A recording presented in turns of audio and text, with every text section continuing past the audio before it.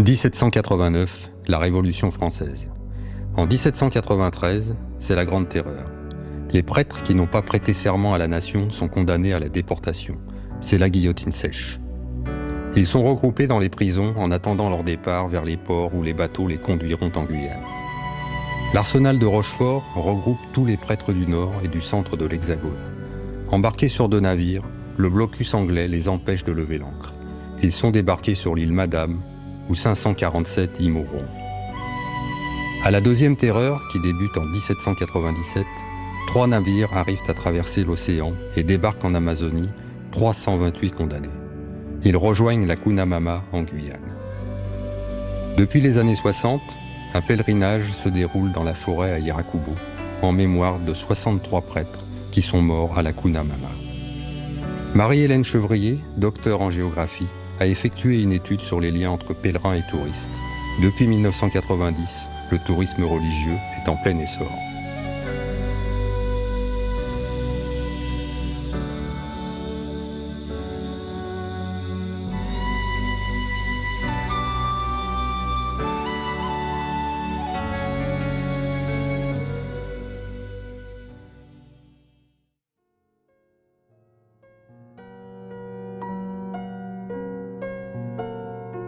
Je travaille plus particulièrement, donc d'un point de vue de géographe, sur les sanctuaires catholiques et dans le monde entier, et particulièrement sur leur aspect donc spatial et leur mise en tourisme, l'ouverture au tourisme de ces lieux sacrés.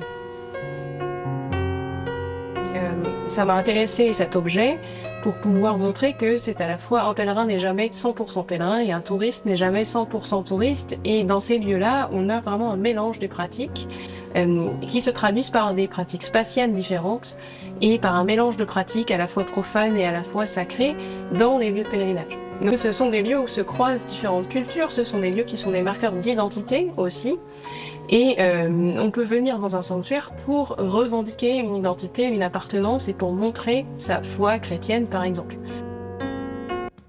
Yaracubo est une commune de 1742 habitants. Composé principalement de la communauté canadienne amérindienne, des Bochinengue, des Hmong, des Créoles, entre autres, quelques autres, des Européens, des Brésiliens. C'est la préposition. Donc, au niveau des activités de la commune, c'est une commune rurale avec la principale activité qui est l'agriculture. Nous avons pas mal d'agro-transformation, le tourisme et la pêche. Ce sont les potentiels de la commune. L'église Saint-Joseph est classée monument historique depuis 1978. Il a été peint entièrement par le bagnard Huguet entre 1886 et 1890 à la demande du père Raffray, qui était prêtre à l'époque sur la commune de Yaracubo. Alors, cette église est considérée comme la chapelle Sistine au vu de la beauté des fresques réalisées par le peintre. Et donc, c'est l'église, d'ailleurs, le monument le plus visité en Guyane pour cela. Nous avons M. Bédère Nancy, qui est un ancien de la commune, qui a beaucoup œuvré dans ce sens et qui a été pendant longtemps l'organisme de cette église.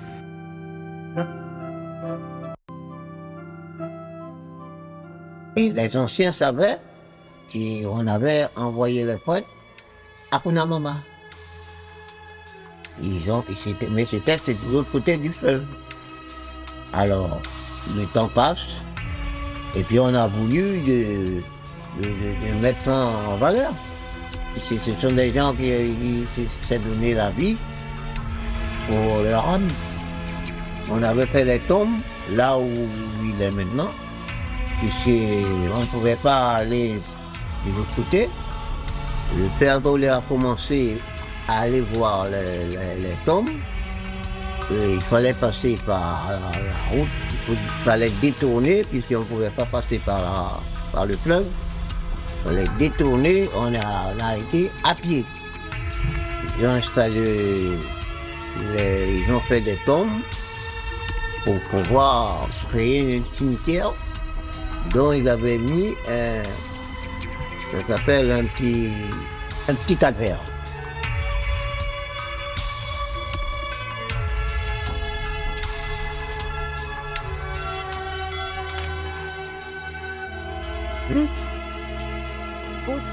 L'ancien et le nouveau.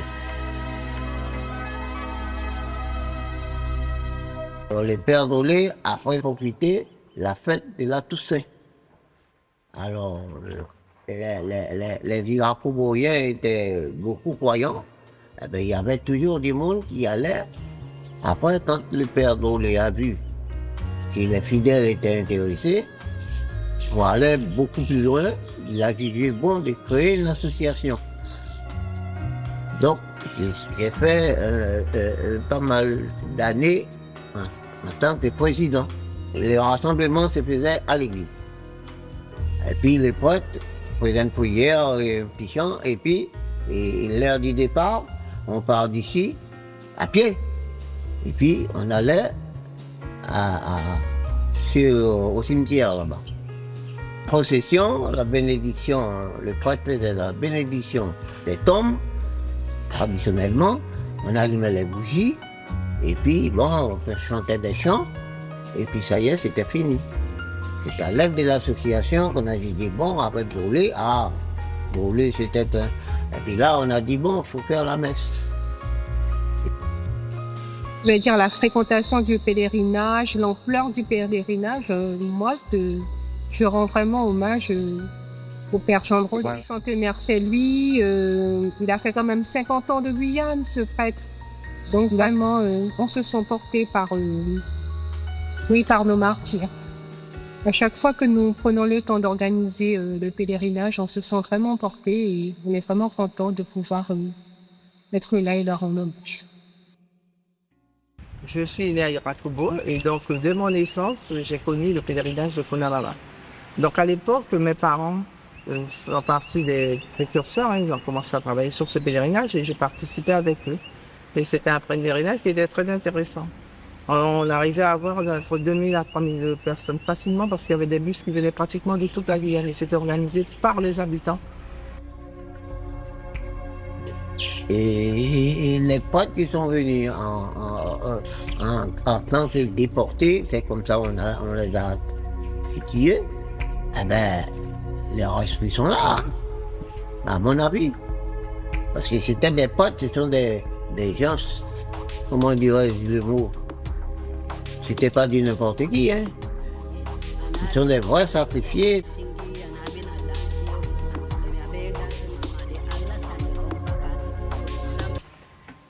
Les sanctuaires peuvent avoir diverses origines, mais dans toutes les origines de sanctuaires, on constate qu'il y a quand même toujours un récit. Et c'est le récit qui va vraiment attirer les pèlerins vers un lieu.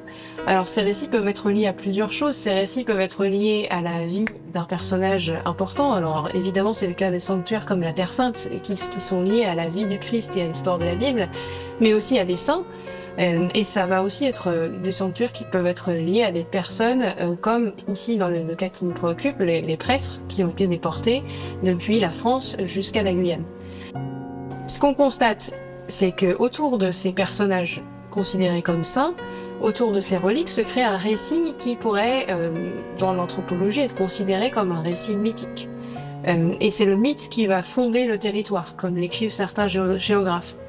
Donc ce récit mythique se transmet par le bouche à oreille, de personne en personne, de croyant en croyant, et c'est ce bouche à oreille qui va attirer les pèlerins vers ces lieux qui sont considérés par eux, donc par vraiment le peuple croyant, comme des lieux sacrés. Mais quand on dit qu'il faut faire le pèlerinage, c'est quelque chose qui se prépare. C'est pas du jour au lendemain, c'est pas comme si on va à la messe. Hein. Il faut préparer le pèlerinage surtout. C'est hors du... c'est un lieu spécial. Pour aller nettoyer, préparer. Il y a beaucoup de travail à faire. La route pèlerinage. À mon mari, qui est son papa, je sais tout l'envers. Qui est son papa, il donne ça et tout. Il traçait sa chimère. Là, il est venu dire comme ça. Mais, chimère, comment il a comme ça? Nous n'avons pas fait une petite dit non. Là, pour y passer, c'est de l'autre côté, passer rien que marécage. Là, pour y moi, c'est marécage. C'est pas facile. Il n'y a plus d'entrepreneurs volontaires. Alors, il faut aller frapper dans les portes de la collectivité. La mairie ne veut plus. Même pour faire le nettoyage au sable, parce qu'il y a le sous-bois qui est nécessaire. Parce que là, il y a le soleil, bon, il y a une petite savane à côté, bon, ben, tout le monde était tranquille dans les sous-bois, mais il fallait nettoyer les sous-bois. Simplement, nous avons aidé à nettoyer toutes les tombes, donc ça a été pendant tout un week-end, avec une bonne ambiance, très sympathique. Je suis là pour organiser avec tout un chacun ces missions de façon à ce que le pèlerinage ait lieu. Donc c'est la mobilisation des partenaires, c'est la recherche de sponsors, c'est aussi la trésorerie, parce que ce n'est pas simple. Faire un pèlerinage comme ceci nous coûte plus de 10 000 € chaque année. Je suis particulièrement heureuse cette année car j'ai vu la force du collectif.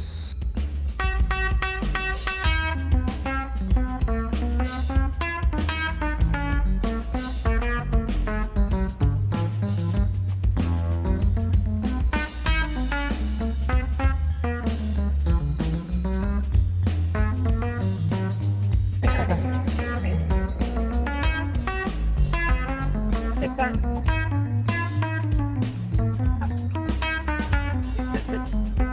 Ok. Attends.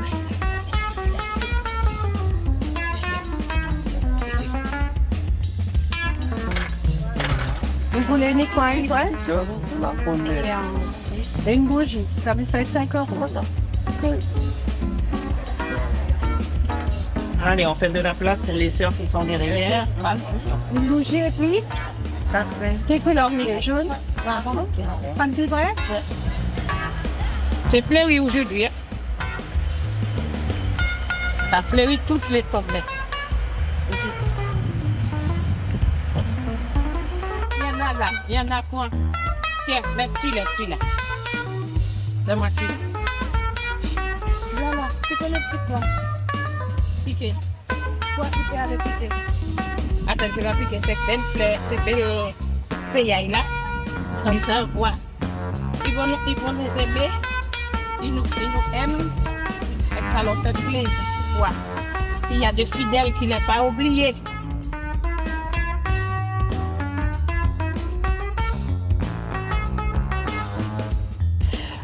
Ça représente beaucoup pour moi parce que je suis chrétienne, je suis catholique, je prie beaucoup les saints et je prie toujours pour les prêtres. Et là, je suis vraiment contristée, dirais-je, de penser tout ce qui est arrivé à ces prêtres qui sont venus ici, qu'on a exilés et qui sont morts sur place. Et personnellement, je prie beaucoup pour qu'on leur fasse la béatification des prêtres qui sont morts ici.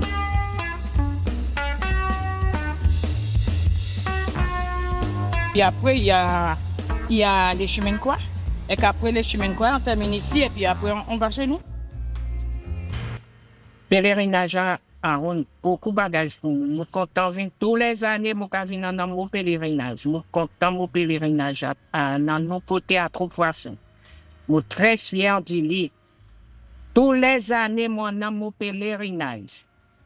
Vous ne pas connaître ces morts qui mourent, mais nous avons prier pour lui, nous avons chanter pour lui, nous avons organisé, il n'est pas là tout sain.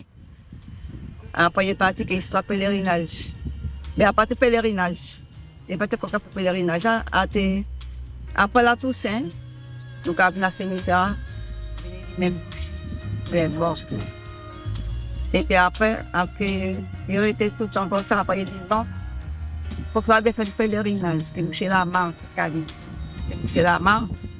Le pèlerinage a parti en octobre. Le pèlerinage a en novembre. Et puis par rapport à l'article qui a tombé, il m'était dit en la fin octobre.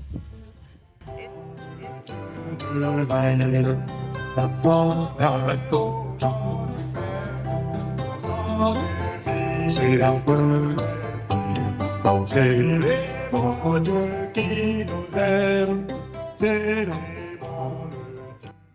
venons d'avoir une superbe célébration avec des gens venant de partout, de toute la Guyane, des bus, des personnes venues en voiture individuelle.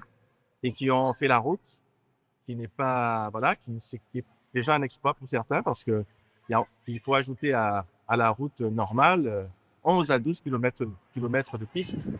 Et il fallait les faire. Hein. Alors, effectivement, pendant le Covid, ça avait été arrêté, mais moi, je suis arrivé après le Covid.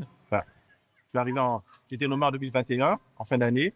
Et dès l'année suivante, hein, donc l'année de mon ordination, je suis venu ici, sur ce site. J'étais enchanté, j'étais heureux d'être là, parce que j'ai compris immédiatement l'importance du site, l'importance de l'histoire qui s'était passée ici. C'est un moment tournant, à mon avis, pour la Guyane. C'est en même temps pour nous la chance d'avoir quand même des martyrs sur notre territoire diocésain et donc d'avoir sur un seul site avoir plus de 60 martyrs, c'est quand même quelque chose d'assez exceptionnel. Il n'y a pas beaucoup de lieux dans le monde où on peut fêter autant de martyrs à la fois. Je citais dans mon homélie ce matin le père David, l'abbé David, qui en réponse à son père qui lui demandait mais qu'en est-il de tes ennemis, il a dit mais d'ennemis, j'en ai pas parce qu'un serviteur de la paix ne peut pas avoir d'ennemis. Et il disait, Dieu m'est témoin que chaque fois que j'invoque sur mes lèvres le nom de mes persécuteurs, c'est pour invoquer sur eux la miséricorde divine. Alors, ce qu'on constate aussi dans la pratique du pèlerinage, c'est que c'est une pratique qui est socialement très diversifiée. Donc, on a à la fois des gens très aisés, mais aussi des gens avec peu de moyens qui vont vers ces sanctuaires et qui sont tous rassemblés et pour qui les différences s'atténuent avec le pèlerinage. Ce qui veut dire que sur le lieu de pèlerinage, eh bien, il n'y a pas forcément de grandes infrastructures luxueuses ou beaucoup d'infrastructures, ou en tout cas assez d'infrastructures pour accueillir les pèlerins. Donc les pèlerins viennent généralement avec leur matériel, avec leur pique-nique.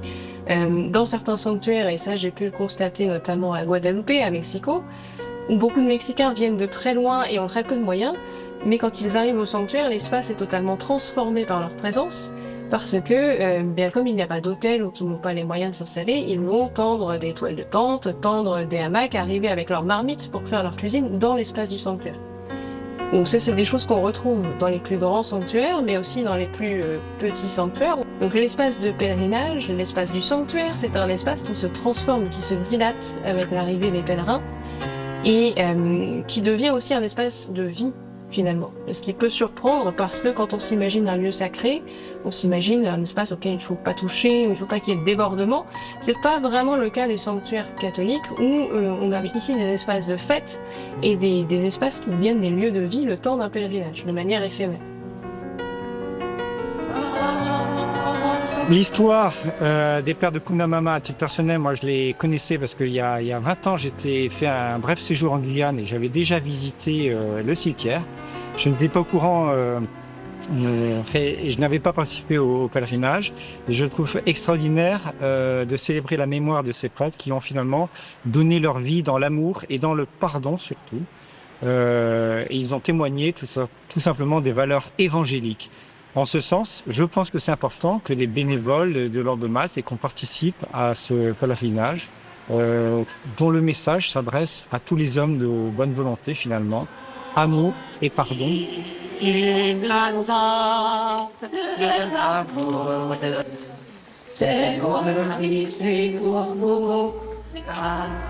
J'ai été bercée depuis mon enfance par ce pèlerinage.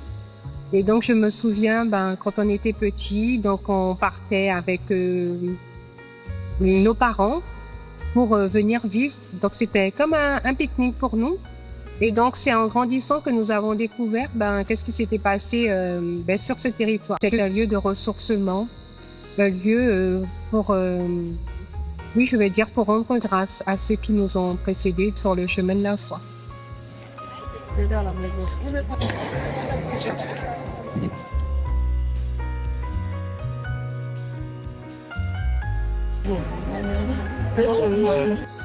Pour ma part, c'est la deuxième fois que je viens sur ce lieu de pèlerinage, puisque la première fois, quand je l'ai découvert, c'était en 2016.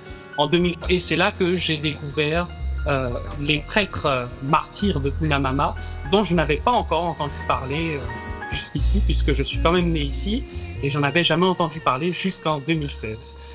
Et je pense qu'il serait intéressant, vraiment pour nous, de nous plonger davantage dans cette histoire qui concerne la Guyane.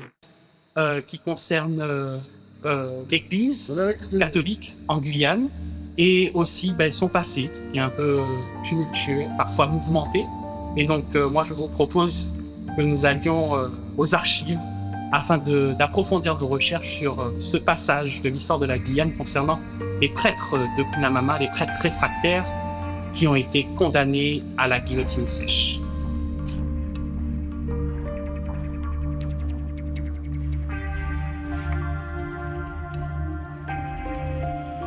Les documents d'archives concernant la Révolution française permettent de comprendre et de découvrir comment les choses sont vécues en Guyane et en France hexagonale. Il est important pour nous de savoir, dans un premier temps, que l'information concernant la prise de la Bastille le 14 juillet 1789 et tous les événements qui marquent la Révolution française à Paris dans un premier temps prennent du temps pour arriver en Guyane et n'arrivent qu'avec les navires plus tardivement, après 50 jours de traversée. À partir de la fin du XVIIIe siècle, la Guyane est pensée comme une colonie presque pénitentiaire dans laquelle on pourrait envoyer les indésirables de la société. La première déportation est consécutive de la loi sur la constitution civile du clergé et en particulier du serment qui est rendu obligatoire quelques mois après la promulgation de la loi. En Guyane, les prestations de serment des prêtres commencent à partir de l'année 1791 et c'est le 15 septembre de cette année qu'est pris par décret la décision d'expulser de la Guyane à peu près 300 prêtres réfractaires. Ensuite, la situation dégénère de manière de plus en plus rapide parce que les prêtres non-jureurs sont suspects de révolte contre la nation. C'est à ce moment-là que les lois deviennent de plus en plus sévères contre les prêtres réfractaires. L'année 1793, qui voit l'exécution du roi, et puis la grande terreur se mettre en place pendant l'été, eh bien, la chasse aux prêtres est généralisée à travers tout le pays, et les prêtres assermentés, les prêtres réfractaires, les prêtres suspects sont regroupés dans les chefs-lieux de département, dans les prisons de chefs-lieux de département, en attendant, dit-on, l'ordre de départ vers les ports qui devront les conduire finalement à la Guyane. Ensuite, il devait y avoir 3 ports pour accueillir les déportés. Les déportés des départements du Nord devaient aller à Brest. Les déportés des départements du milieu de la France devaient aller à Rochefort. Et les départements ceux du Sud devaient aller à Bordeaux. Alors, Brest a tout de suite été éliminé parce qu'on s'est aperçu que la chouannerie régnait en Bretagne et que pour aller à Brest, il fallait traverser, les convois devaient traverser toute la Bretagne et qu'il était à peu près sûr que des coups de main auraient lieu et qui délivreraient les prêtres pendant ce long périple. Donc, restaient Rochefort et Bordeaux. Rochefort devient le lieu regroupant de ceux du département du Nord et Bordeaux, le lieu de regroupement de ceux des départements méridionaux. Vous savez quand même que les 2 tiers de la France étaient envoyés vers Rochefort. Sur les convois de Rochefort, c'est au printemps 1794 que les convois arrivent et que commence à être envoyé, je crois que c'est au mois de mai, commence à être envoyé sur le premier navire qu'on a réussi à armer, qui est destiné à partir dans la Guyane, c'est les 2 associés qui a pouvoir très au-dessus de ce que le navire pouvait contenir. Donc l'entassement des prêtres dans les entrepôts sera épouvantable, sur les 2 associés. C'est à la fin mai, on met en service un 2e bâtiment, parce que les 2 associés seront insuffisants, ce sera le Washington. C'est des navires qui étaient armés à La Rochelle, et qui faisaient la traite négrière. Donc pendant plusieurs mois, les prêtres sont interdits dans des conditions épouvantables. entassés dans la nuit dans un entrepôt, on a vu 3 fois plus qu'on pourrait descendre ou mettre. De ce fait, la mortalité va se développer. La mortalité se développe tellement qu'elle est inquiétante. Et au mois de juin, on demande le service de quelques goélettes qu'on appelle des goélettes hôpitaux. En fait, ce sont des hôpitaux, ce ne sont pas des hôpitaux, ce sont des mouroirs. L'épidémie gagne évidemment les équipages, inévitablement. Alors là, c'est quand même l'affolement. Et là, 2 médecins sont envoyés, en plein été 94, 2 médecins sont envoyés par le commandant du port inspecter la situation sur les 2 associés. Ils ne pénétreront même pas dans l'entrepôt, tellement ils sont suffoqués par l'infection, l'odeur qui règne. Et l'un d'entre eux aura cette réflexion. Si l'on avait mis là-dedans 300 chiens, on les retrouverait le lendemain matin tous enragés ou crevés. L'hôpital de Tende va être construit dans une madame. Il va mettre quand même pas mal de semaines à se réaliser.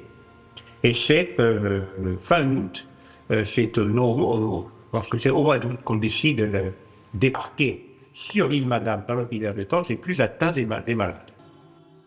Et la mortalité reste très très forte, puisqu'on est sur 829 de 147 morts. C'est-à-dire on est à peu près aux 2 tiers. Alors après, à l'automne, avec les bourrasques, les vents d'automne, l'hôpital de Tende ne peut plus être maintenu. Les déportés vont être reconduits sur des nouveaux navires qu'on a purifiés, désinfectés entièrement, reblanchis pour l'hiver. L'hiver sera terrible, la Charente sera prise par les glaces. Ils seront donc amarrés à l'entrée de la Charente.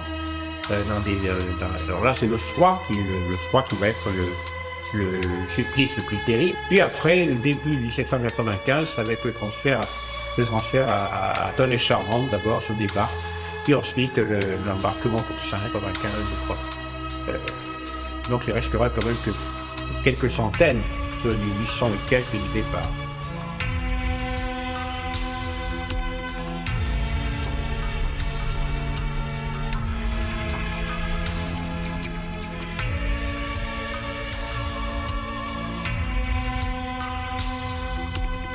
J'ai eu à mener à son terme le dossier de béatification des prêtres déportés sur les pontons de Rochefort, qui a abouti à la béatification de 1995 de 64 prêtres déportés, appartenant à cette épopée des pontons de Rochefort. Alors que les premiers prêtres condamnés à la déportation en Guyane sont restés justement à l'île Madame à cause du blocus anglais, ils retrouvent finalement leur liberté à la fin de la première terreur, à la mort de Robespierre, et c'est là que débute la seconde terreur. On recense à peu près en Guyane 328 déportés politiques à partir de l'an 5, donc en 1797. Ce sont les révolutionnaires des années 1795 qui étaient au pouvoir, et à partir du 18 Fructidor, du coup d'État qui renverse Robespierre, qui met fin à la première terreur, on déporte les députés, les politiques vers la Guyane afin de s'en débarrasser pour laisser place finalement à cette deuxième période de terreur en France.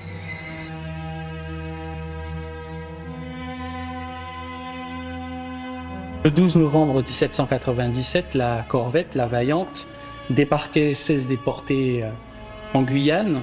Pour la petite anecdote, on avait dissimulé le fait qu'on envoyait des prêtres en Guyane, et pour cela, on avait trouvé l'astuce de dire que l'on emmenait un arbre à pain en Guyane française. Et donc pour cela, depuis Rochefort, le 6 Fructidor, donc le 23 août 1797, la Vaillante embarque un arbre à pain pour la Guyane. Donc bien sûr des déportés à la fois politiques et les prêtres réfractaires. À partir de ce moment-là, nous avons vraiment à peu près 300 à 323 prêtres qui sont déportés vers la Guyane française. Il y a une crainte vis-à-vis du gouvernement, vis-à-vis des prêtres, puisqu'ils sont d'une certaine manière proches de la population.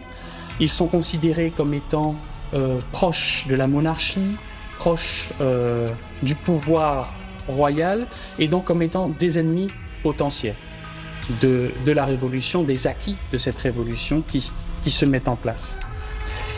Et la crainte qui est, c'est leur capacité finalement à influencer cette population. Et donc, l'astuce qui est trouvée, c'est de pouvoir les conduire loin. Parce que la guillotine, la période de terreur et la période où les massacres publics avaient lieu commence à épuiser, à fatiguer la population. Et donc, on trouve cette solution pour le moins intéressante, à la fois d'éloigner les opposants, les ennemis, mais en même temps de leur assurer, de ne pas les tuer directement, mais de leur assurer une mort lente. On les fait mourir. Voilà l'objectif de cette déportation en Guyane. Le 10 juin 1798, c'est la décade qui arrivait à Cayenne, avec à peu près 193 nouveaux déportés, qui transportent notamment près de 162 prêtres et religieux emprisonnés jusqu'ici depuis 5 mois en France métropolitaine. Le problème, c'est que c'est une hécatombe. Tous les prêtres, tous les déportés n'arrivent pas en vie à Cayenne. La plupart sont débarqués morts ou mourants. Certains sont envoyés directement à l'hôpital de Cayenne. D'autres vont quand même partir vers Irakubo, Sinamari, où ils vont être envoyés sur le site de Kunamama. C'est lors de la seconde vague, donc en septembre de la même année, 1798, que va arriver la bayonnaise, qui va suivre avec 119 déportés. Et sur ces 119 déportés, à peu près 109 sont des prêtres, dont l'un d'entre eux est un évêque, Monseigneur de Rumold de Beauregard, qui était alors évêque d'Orléans, jusqu'à sa déportation, qui va nous rapporter dans ses mémoires la déportation qu'il a vécue en Guyane.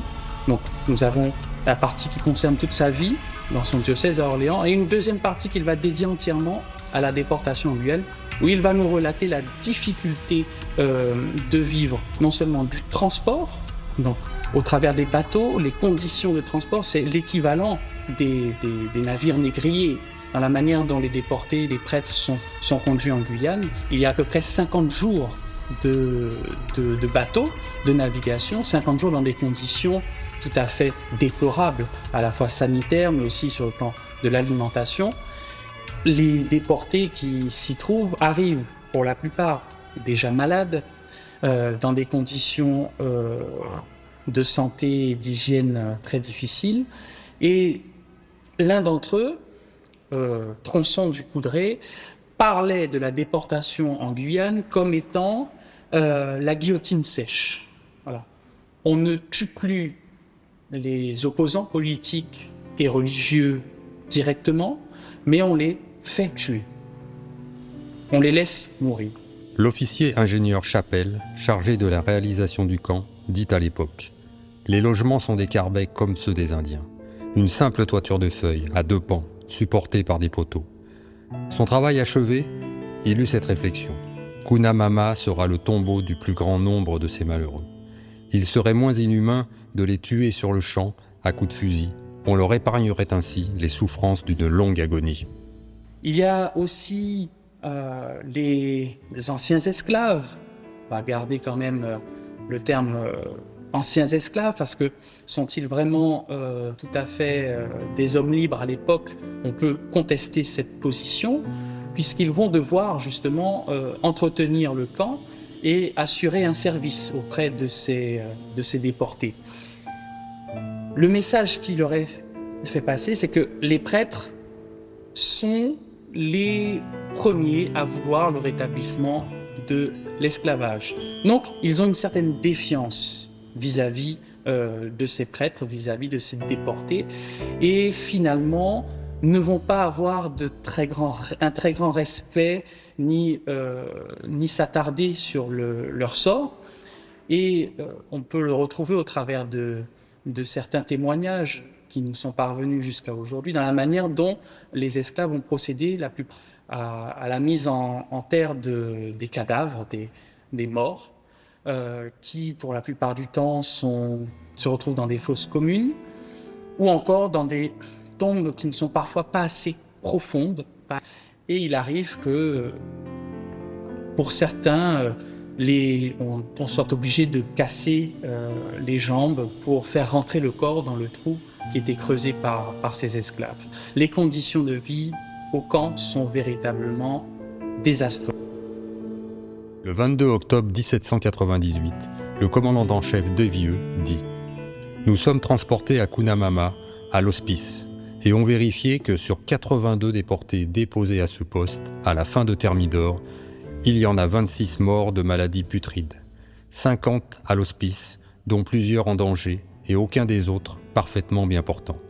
Cette mortalité est occasionnée par l'eau qui est très boueuse, les miasmes puriques qui exhalent les marécages et les vidanges de l'hospice.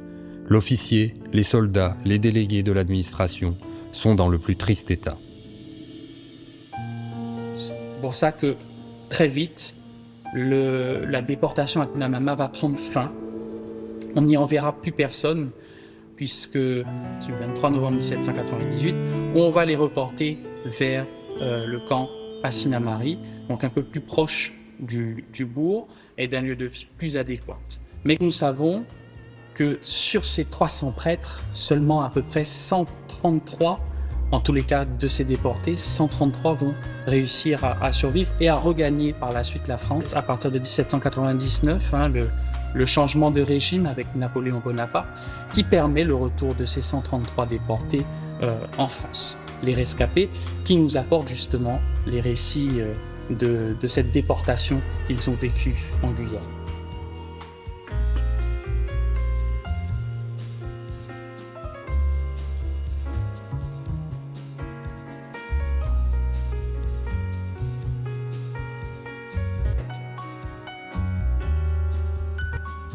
Le 25 octobre 1998, 5000 pèlerins ont participé au pèlerinage du bicentenaire de la Cunamama. Une cérémonie avec l'évêque de La Rochelle, Monseigneur Georges Pontier, et l'évêque de Guyane, Monseigneur Louis Sankale. À cette occasion, le Souvenir vendéen a déposé au pied du calvaire une plaque en mémoire des prêtres morts en déportation en Guyane. Une plaque en bronze de Cunamama où ont été envoyés quelques-uns des prêtres arrêtés sous le directoire, donc à la deuxième déportation. C'est les rares qui sont arrivés en Guyane, les autres n'ayant jamais pu partir des côtes françaises puisque les Anglais avaient retrouvé la maîtrise des mers.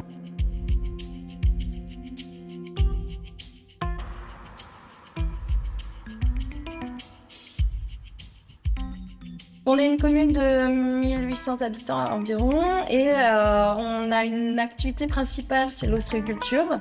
Et puis une activité touristique surtout qui est très marquée, notamment avec l'afflux d'environ 6000 visiteurs touristes pendant l'été. Prisonniers qui ne furent libérés qu'en février 1700. Les ports barqués sacs continuent le pèlerinage, donc il y a un afflux de touristes aussi qui sont pas forcément pèlerins mais qui viennent voir l'événement. Mais les ports barqués restent fiers de cet événement parce que c'est vrai que moi depuis que je suis toute petite, le pèlerinage, oh là là, fallait surtout pas le louper. J'allais avec la grand-mère, voilà, mais c'est quelque chose, ça fait partie de l'ADN de Port-des-Mares.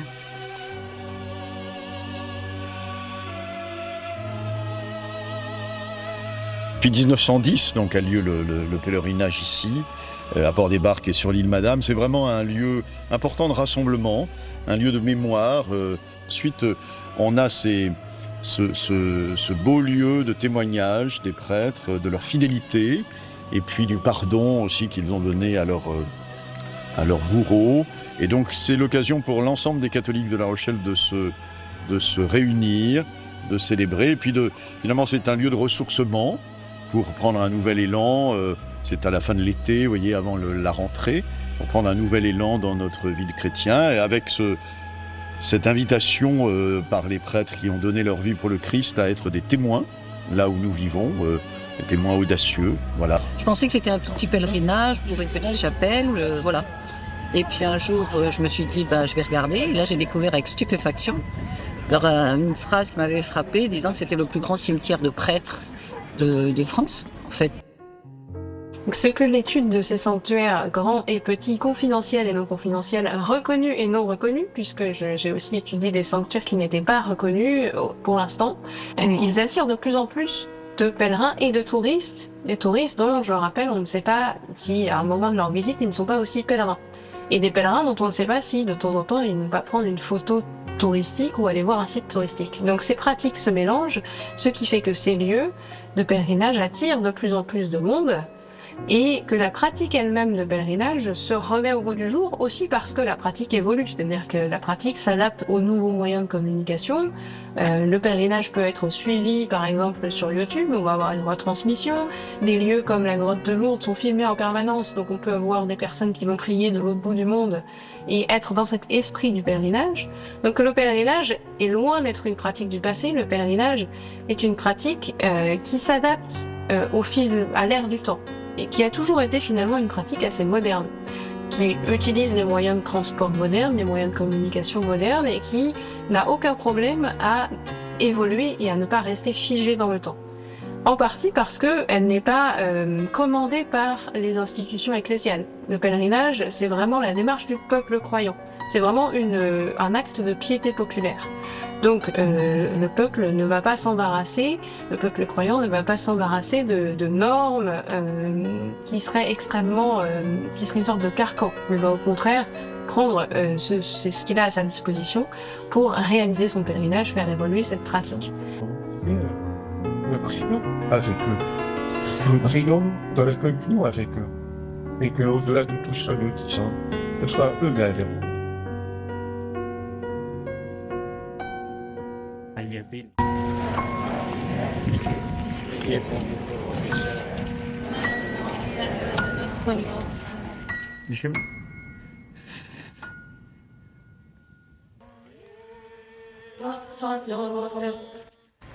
Les galets que nous avons ramassés et portés pendant la traversée de la place aux Bœufs vont être déposés sur cette croix de galets. Par ce geste, nous manifestons que nous sommes des pierres vivantes qui composent l'Église de Dieu aujourd'hui, à la suite de toutes ces générations de chrétiens qui nous ont précédés. Déposons ces galets avec foi et prière. Dieu de tendresse et de paix, il est là, il est sauvé.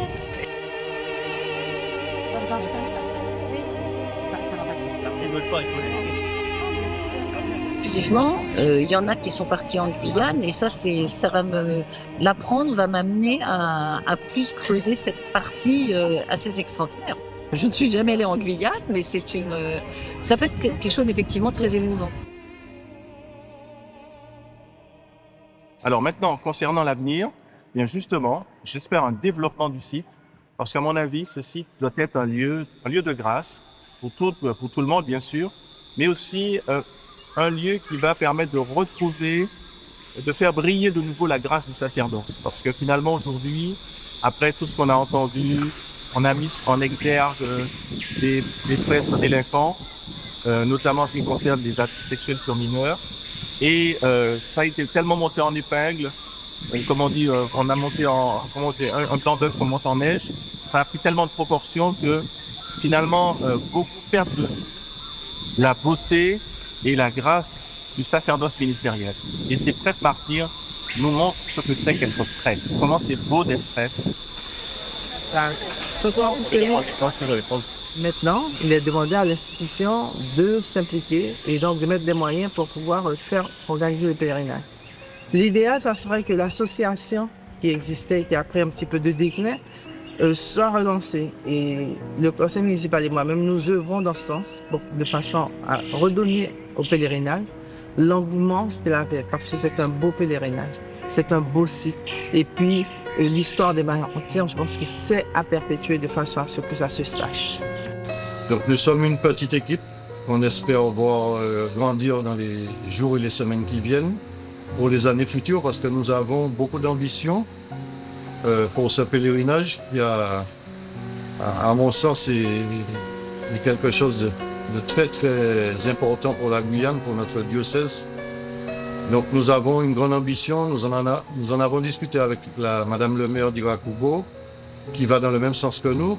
Donc si on veut vraiment avancer et faire que dans les années qui viennent, nous ayons un pèlerinage digne de ce nom, susceptible d'attirer des gens venant de l'extérieur, à la Guyane, il faut qu'on s'y prenne tout. On a du boulot, mais nous sommes prêts, nous sommes motivés et nous avons surtout l'Esprit Saint de notre côté qui nous pousse, qui nous guide, qui nous... Voilà, donc on ne manque de rien.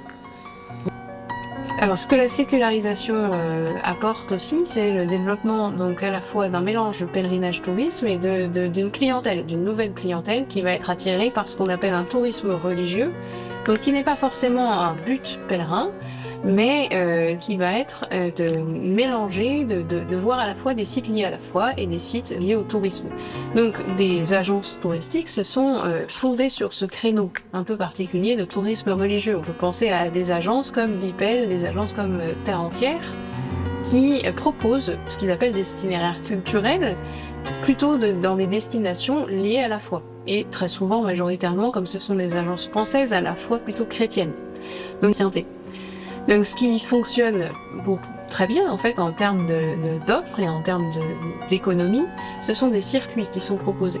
Et on le voit aussi pour les étrangers qui viennent en France, par exemple des Mexicains très pieux, très fervents, qui vont faire un circuit avec Lourdes, la rue du Bac, Lisieux, tous les grands lieux en France. Donc ce sont des choses qui pourraient aussi se faire sur les traces des prêtres réfractaires de la Révolution, puisque beaucoup de petits lieux en France sont marqués par la présence de ces prêtres. Alors bien sûr, l'île Madame et des lieux comme Rochefort qui sont quand même particulièrement marqués par la déportation des prêtres, mais aussi des lieux où ont été béatifiés ou canonisés certains prêtres réfractaires. On peut penser tout simplement à l'Institut catholique de Paris, où la chapelle Saint-Joseph-des-Carmes, l'église Saint-Joseph-des-Carmes, est aussi un lieu de mémoire de ces prêtres qui ont été victimes de la Révolution, de la Terreur. Même chose, on peut penser aux martyrs de Laval qui ont été béatifiés et canonisés pour cette résistance, cette première résistance lors de la Terreur, pour être morts pour leur foi. Et on voit des liens donc évidents entre ces différents lieux, et particulièrement comme point culminant l'île Madame, et bien sûr les lieux de la déportation ensuite en Guyane, et pour certains sans doute de pèlerinage, des personnes qui se recueilleraient sur les lieux où ont vécu ces prêtres. Et puis en Guyane, faire mémoire, il y a différentes mémoires, donc la mémoire de ces prêtres, la mémoire de Mère Anne-Marie Jaoué à la léproserie, du côté de Mana, et donc pourquoi pas un circuit qui lierait tous ces lieux liés au patrimoine chrétien, on va dire, de la Guyane, et qui ouvre facilement sur le Brésil. On a pu constater ce lien entre les deux pays, notamment au moment des JMJ de Rio en 2013, avec le choix qu'ont fait les diocèses de Paris et le diocèse de Lyon, qui sont parmi les deux plus gros diocèses de France en termes de nombre de jeunes envoyés, qui ont fait le choix non pas d'aller au Brésil pendant la semaine en diocèse, mais qui ont fait le choix d'aller en Guyane, alors à la rencontre de l'église de Guyane, et ensuite, depuis la Guyane, de rejoindre le Brésil. Donc le Brésil est aussi connu pour des grands lieux de pèlerinage comme Aparecida, par exemple. Donc un circuit qui lierait Guyane et Brésil, qui lierait la mémoire de la Révolution avec le grand lieu marial d'Aparecida est tout à fait envisageable dans le cadre d'une agence de tourisme culturel, comme peut l'être Terre Entière. Ce qui est bien, c'est que je vois que ce pèlerinage est connu au-delà d'Irakubo. En tous les cas, nous en sommes très heureux. Et puis nous confions notre rêve. Donc on souhaite vraiment que ce lieu soit un sanctuaire amazonien, voilà, pour que le tourisme découvre ce qui s'est passé et que Irakubo rayonne et que la Guyane rayonne à travers Kunamama.